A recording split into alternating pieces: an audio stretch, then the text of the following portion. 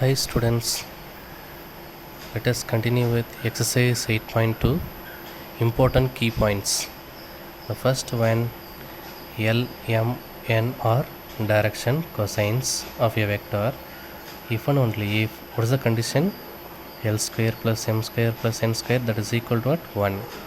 L, M, N are direction cosines of a vector if and only if the condition is L square plus M square plus N square, that is equal to 1. The next one, let OP vector is equal to what? Xi cap plus Yj cap is plus Zk cap. Then mod of OP vector is equal to what? Square root of x square plus y square plus z square.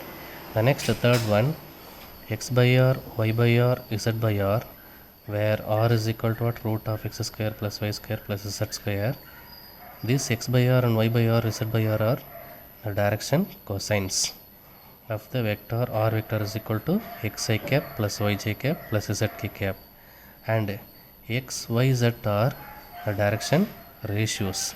X, y, z are the direction ratios. So direction cosines formula x by r, y by r, z by r, and direction ratios x, y, z. Okay, next, to verify the direction angles of a vector, the formula is cos square alpha plus cos square beta plus cos square gamma, that is equal to what? 1. The next one, sin square alpha plus sin square beta plus sin square gamma is equal to 2. So to verify the direction angles formula, cos square alpha plus cos square beta plus cos square gamma, that is equal to 1. The next one, sin square alpha plus sin square beta plus sin square gamma, that is equal to 2. These two formula to find the direction angles.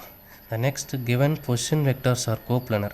Already we know that the coplanar condition, A vector is equal to some scalar into B vector. The same condition here, if AB vector is equal to some scalar lambda into BC vector. The condition for collinear, AB vector is equal to lambda into BC vector. Next, unit vector. Already we discussed in previous exercise.